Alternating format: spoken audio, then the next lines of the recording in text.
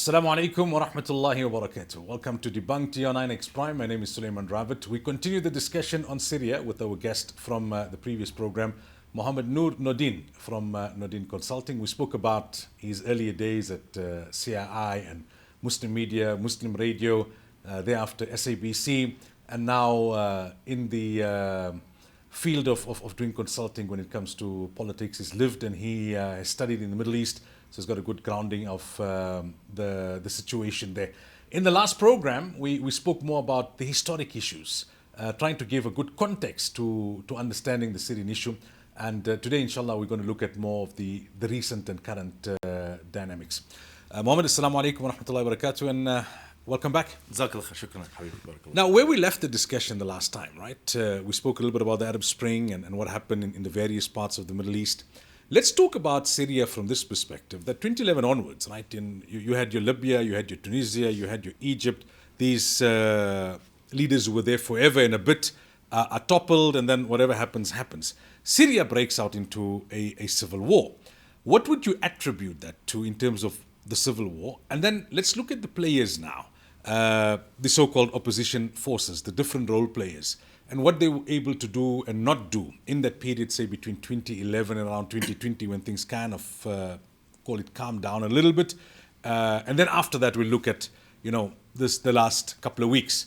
But how do you assess that period in terms of what happened? The civil war, the different groupings, the Hayat Tahrir al-Sham, the different individuals and personalities that arose in that period. The humanitarian cost, I mean, we know, especially South Africa, and so many of the NGOs from our country have been doing a lot of work, and even that is not enough, just considering the scale of the humanitarian suffering and the devastation to the infrastructure. I mean, I went to Syria, I think, thrice, around 2009, 2010, and just before everything started going wrong in 2011. But when I look at the pictures now, it's almost like you're looking at a different place. You look at that old Damascus and the whole surrounds to the Umayyad Masjid, the sector. There's just been a lot of damage that has taken place over the last 13, 14 years. But who are the role players in that period, in the last 13, 14 years? Jazakallah khair. I will reiterate again that the average person underestimates or cannot fathom the brutality of the superpowers. You cannot fathom the brutality of America and the brutality of Russia. Do you know they were prepared to wipe out over 1 billion people with the press of a nuclear button? In 1950s, when they first designed, the cost, the human cost, was going to be more or less above 1 billion of their own people. It's very important to understand this when we talk about this level of politics. So when we talk about brutality amongst the proxies, when people say 100,000 people were killed, 500,000 people were killed, in my life or your life, if we saw 5 or 6 dead people amongst people who died, it's a lot. You can't fathom what 100,000 people. When they tell you 50,000 people or 100,000 people are locked up, and you cannot fathom the brutality of these regimes. And I believe what happened in Syria, and this is to be the foundation. The foundation of any discussion of a new Syria post 2024, we have to understand that the brutality that occurred in Syria was something that the Middle East hasn't seen I think ever. The amount of people who were killed in Syria is probably more people than have been killed in all the wars in the Middle East in the last 100 years, according to some. And this was by the assistance of Iran, Hezbollah, and the Russians. And so the first characteristic of the last 15, 14 years is brutality. Cause and effect, that's another story. There was brutality. Hundreds of thousands of people were killed, massacred. If you go just onto Arab media and onto to YouTube and so forth, and you see what has happened there, it's unbelievable. So that's the first thing to do. It has been extremely brutal. The second thing is displacement. There are millions. I mean, there are Syrians sitting up in Germany, down to Syrians living in Cape Town. That is how far the people have been displaced. There are Syrians living in South Africa. I met some of them who came here who were like 18, 19 years old, wallahi. People who were 19 years old who came to South Africa in 2013, 2014 with nothing, abused, coming through different countries, coming to South Africa. You hear the story. So the human cost in terms of displacement is huge. It's in the millions. So these are important, these are fundamental issues to understand. Before someone says, are they going to go into Israel, is it going to be a jihad, is it going to be this, you must understand what the country has gone. Then the role players. The main role player has been Russia. Along with Russia has been Iran. And this was their flex. So Iran had a huge flex into the Mid East. It had a huge flex into the Arab world. And Iran has always been, quote unquote, I don't like using these terminologies, but a Persian power. You know, it has always been confined to that. But a large part of many Shias, as many people probably discovered now in the last few years, are actually Arab, you know. So the Arab Shias of Iraq and their allies in Syria and then in Lebanon, they flexed and they gained territory. So that was one main thing.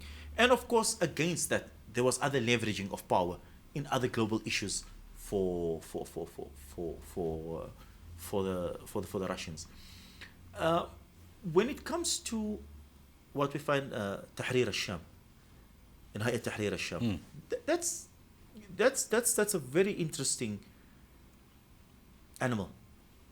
I mean, so Al-Julani, it's a very complex character, very consistent character. He's a character who constantly, he doesn't change. He develops. He learns. Al-Julani is also quite an independent thinker and an independent entity on himself in his own right. So Al-Julani was born in 1984. He was born in Riyadh, Saudi Arabia. His name is actually Ahmed Hussein Ali Al-Shara'. Al-Shara' is a name that many Syrian families have. Al-Shara' means that they were lawmakers, different families. His father is an academic. His father was born in 1946, I think, and his father's father and father's uncle. So Al-Julani's grandfather and grandfather's brothers, they were actually, I don't know if they were executed, but they were condemned to death by the French for their role in being revolutionaries against the French occupation. And his father actually wrote a book, something to the meaning of the forgotten liberation struggle, for something of that nature. His father was even an advisor to and a researcher in the Saudi Ministry, I think the Saudi Ministry of Petroleum in the 80s. And then his father was an advisor in the 2000s, or researcher advisor to the Syrian government. So it comes from a family that is revolutionary, a family that is well educated. So you're not talking about some random person, you know. And Al-Julani, he went to Iraq post 2003, post the Iraq invasion, and for some reason it didn't work out, and then he left, and then he went back. I'm not really sure, but I don't know. But at the end of the day, he joined the resistance.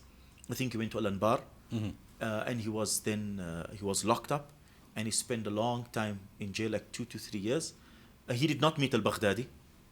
He met one commander, forgot his name. He met one commander, but he was very smart. He was very smart. And once he saw what was still Al-Qaeda then was trying to do in Iraq, he then actually, and this is all public knowledge, this isn't like this is public knowledge, he developed his own idea of how you could establish Al-Qaeda in Syria. And then he went to his commander, hopefully by the end of the show I'll remember who his commander was, and then he gave the proposal, and they gave the proposal to Al-Baghdadi. And Baghdadi said, okay, do you know how many guys he took with him to Syria to start? Give me a number. Probably a handful. 6. He asked for 100. They gave him 6. And they started with 6. They gave him a stipend of $50,000 to $70,000 a month at that time, which is really nothing if you're starting that type of movement. And this, we can say, was around 2010 into 2011, before the uprising. Uprising started around in August, I think. Of 2011, yeah. 2011, around there. This was before that. But remember, by that time already, there's always been resistant movements against Asad. And he used his connections, and he started building and developing. And then by August 2011, when this started, it said that he had then recruited over 1,000, and almost all of them were Syrians. So then, this metamorphosizes, because around 2011, as you get into, a lot of this happened within a space of months. By 2012, 2013, there's a kind of like a fallout between him and ISIS. When they started, they were almost, there wasn't even ISIS then, it was just in Iraq. They copied everything that the guys in Iraq did. Suicide bombers, vehicles, and IEDs. They copied the same technology, almost everything. But then there was a bit of there was a difference of opinion, in that he saw himself down the line as saying that he had a fallout with Baghdadi, and Baghdadi sent people over to him. I'll get to the name, Abu Muhammad something, who was the spokesperson of ISIS in Syria. And this thing even reached Ayman al-Zawahiri, where Ayman al-Zawahiri came and said, no, there is Islamic State in Syria, and Islamic State in Iraq, and all of you part of the global state. I think Abu Muhammad al-Arkani. And he even had, there was like 2 or 3 like long, lengthy recordings of Muhammad, and where he revolts against al-Zawahiri and says, this is an old man sitting somewhere and we are done with this. And then they established ISIS, which goes from Al-Anbar all the way into Syria, which was large. And at this time, you then see ISIS bring in people like Haji Bakr. Haji Bakr is one of the founders of ISIS of Baghdadi. He was an ex-Ba'athist officer. This is where the conspiracy theory comes in, that was formed by the Ba'athists. I will not discuss that now, right? Also Abu Umar al-Shishani. Umar al-Shishani, yes, these, and a few others. They were sent, to kind of like help control Jabhat al-Nusra, because al-Nusra said, no, we are part of Al-Qaeda and this is where we are and we are not breaking away. And he also had a huge fallout with ISIS al-Baghdadi in terms of their brutality and how they engage on these issues. Also, what allowed Julani to survive was that there were a lot of foreigners who came in with ISIS. There's even in the 2013, on the 10-year commemoration of 9/11, the Americans took out a huge amount of senior leaders of what was considered then Al-Qaeda relative to ISIS, and they call them the Khurasan cell or the Khurasan network or something of that nature. This weakened Al-Julani, because Al-Julani's quote-unquote Al-Qaeda network and Al-Qaeda people who were with him, they were gone. And then he went into Idlib, and within Idlib they managed to create a parallel state. Yeah. And this is what Julani has been doing for the last few years. Julani has been running a parallel state, and that's the most important thing to remember here, is that despite what happened, it all ended with one thing: Al-Julani and Jabhat al-Nusra, which then metamorphosized into Tahrir al-Sham. There were other things between it. Eventually ran a parallel state. No, they're not the first parallel state in the Middle East. I mean, Hezbollah runs a parallel state in Lebanon. Right? Yeah. In Lebanon. In Brazil and Colombia, these drug cartels run parallel state. And again, it fits in with Cold War politics and Cold War strategies, post-Cold War strategies. The way in which rebels operate, like of Che Guevara, and that has come to an end in the days of Mao Zedong. That type of rebels doesn't exist anymore. So now rebels run parallel states. And he succeeded. That is also probably the next big theory, It's how Julani succeeded in running a very smart, very well organized parallel state. So when whatever happened in the last 3 years happened, Julani was building and maintained a parallel state. The part of what made his parallel state successful was, he managed relationships. There wasn't brutality. They were also capable of actually managing the resources. And literally, that is what Al-Julani has been doing. People what has he been doing for the last 4 or 5 years? Why didn't we have him? They've been running a parallel state. And while Tufan al-Aqsa was happening, They were running the parallel state. So is that the reason why they were able to move and move so quickly, and then the Assad regime came to an end so quickly? Because there are those who then say, something's fishy here. You know, they came out of nowhere, they take hymns, and then a couple of days later, Assad is on a plane and is on his way to Russia, and you know, all his forces have capitulated, and you know, everyone's just given up, and they come in, this is too good to be true, there must be something behind it. And others are saying, well, he's been working in the background for a very long time. And now with Iran distracted, with Russia distracted, and with everyone's focus on Gaza, this is the time when they kind of made the final move. No, politics is politics. And so there are things which will still be revealed probably in the next few weeks and definitely in the next few years of who really spoke to who about what. So you would be a fool and it would be unethical of me as an analyst to say, you know, that narrative, it is that simple. He was just sitting there waiting, and when they saw Bashar weak, they went ahead. No, it was not that simple, you know. First of all, on the Bashar side, what kept him alive is what killed him. The Iranians and the Russians let him down, and behind that was the Turks. I think Alexander Dugin, the Russian philosopher, who's like an unofficial voice of the Kremlin. If you look at his social media over the last few days, cursing Erdogan pulled the mat under the Russians. They are extremely angry with him, and Erdogan has his reasons. Erdogan sees his southern border, the northern part of Syria, the Kurdish issue is a serious issue for him, and so also remember what people are looking at only that these guys as they went into Damascus, other things happened. As they went to Damascus, Turkey came in from the north, and Turkey has secured the southern part of Turkey because of the Kurd issue. Israel went 14 kilometers Past the Golan, into the Golan, and they took a place called Jabal al-Sheikh. Historically, it's called Mount Hermon, Hermon. That is actually, I don't know whether that is part of Golan or Golan is part of it. I'm not good at geography, but it is a part of the Golan Strait, and it is the highest point, physical point between Israel and Syria. It's about 2,000 something meters high. And according to military strategists, that is a shadow. It's a dark spot for the Israelis. So apparently a lot of the attacks and that comes from there. So the Israelis can't actually see that well beyond that. So they went and they took that and they're 14 kilometers in. So this is not, these guys aren't the only guys who moved and took territory. Number one. Number two, the Iranians. People, why did the Iranians leave? The Iranians are not today where they were last year. First of all, every day when you opened up your eyes in the papers, you would find that Israelis liquidated another senior Iranian official in Syria. Bashar, at the end of the day, was probably incompetent for whatever reason, whether it is that there was internal fights, whether he didn't have the charisma, whatever it is. At the end of the day, Bashar could not protect the Iranians there. The Iranians were liquidated every day. Every day Iran would send a new general, a new advisor, and they were liquidated.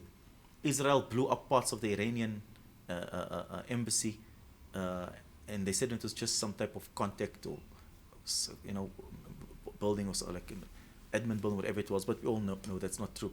So Israel constantly was liquidating Iranian assets at the senior level for a long time. Secondly, again, the Lebanese peace agreement was signed, and the next day, within 24 hours, because Hezbollah was done. You know, people listen to nonsense, to propaganda. Saddam Hussein and his clown minister of propaganda made jokes, you know, and look what happened to them. People are again believing all these jokers, you know. Hassan Nasrallah would sit there and say, I've got a button. Wallahi, there's videos. We say, I've got a button, I will push and I will destroy Israel. Israel liquidated all of them, right?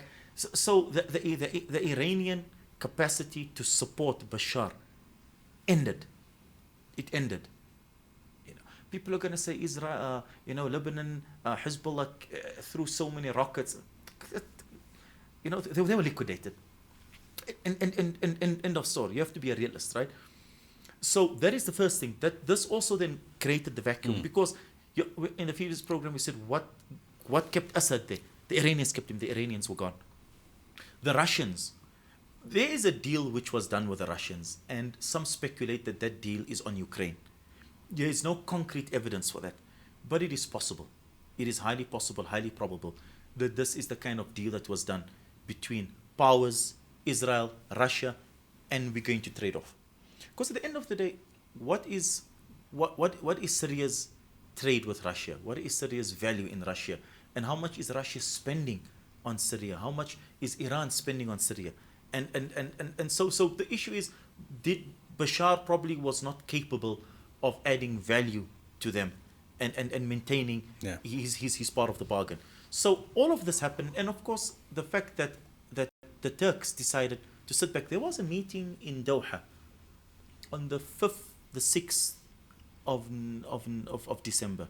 The Turks were there, the Russians were there, and the Qatari sponsorship. I stand corrected, and if you look just at the visuals, it's actually a visual where the Russian foreign minister takes his fold and just slams it, and you can see this guy's they were angry. They were extremely angry at the Turks.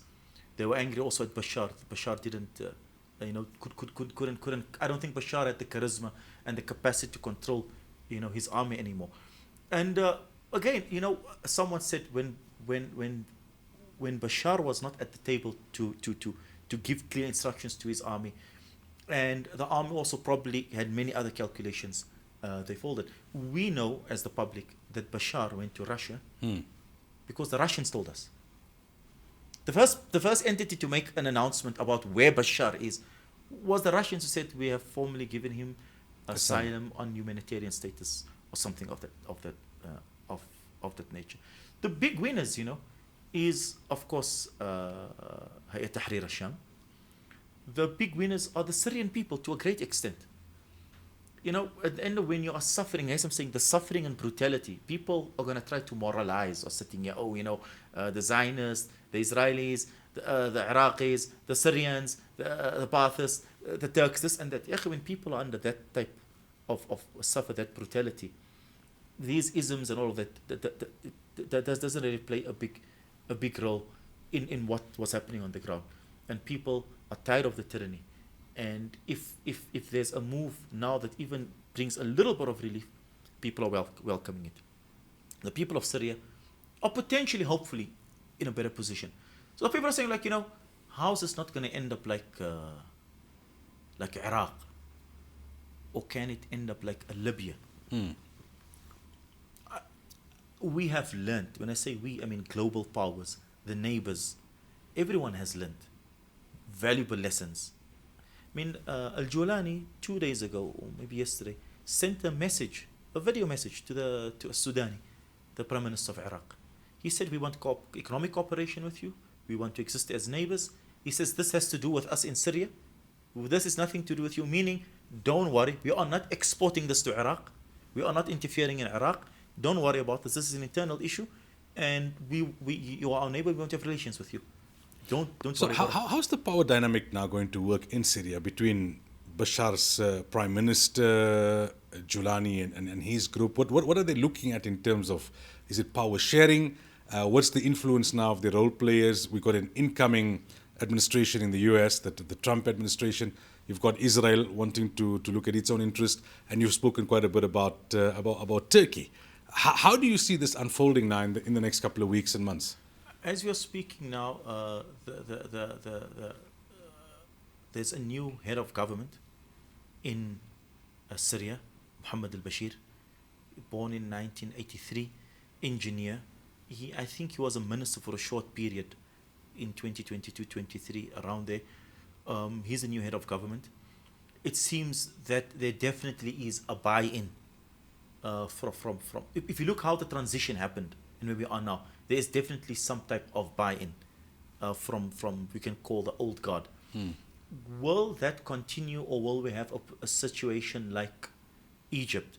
Remember, Morsi had more or less the same situation where there was quote-unquote buy-in from the old guard, and he took power and they remained in power with the old guard, and then there was a revolution against the revolution. So you could potentially have something of this nature. Never say never. But it seems that you could have a unique and new a different way of dealing with things in Syria. And one of the reasons is that everyone has been preparing for this for a long time. So again, what's happening with Bashar didn't happen today.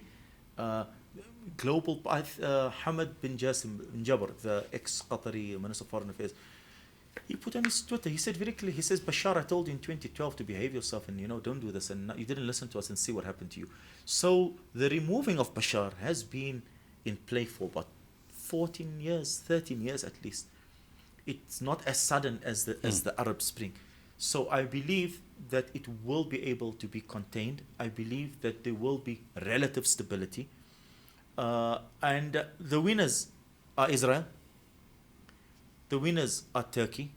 The winners are the Arab states who did not want Bashar there for a long time. Bashar is lucky he got out with his life. He's going to live a very good life there. And at the end of the day, we hope and we pray, that the Syrian people are the main winners because they have suffered brutality under the Asad regime, and in the last 10 years, like nothing the Arab world has seen for the last 100 years. Allah is their plight. Jazakumullah so much for your time and for chatting to us in this program and the previous program. And we look forward to a discussion in the future, inshallah. Jazakallah khair. Shukran to you. Assalamu alaikum wa Assalamu rahmatullahi. alaikum wa barakatuh. To the viewers, until next week, inshallah. Assalamu alaikum wa rahmatullahi wa barakatuh.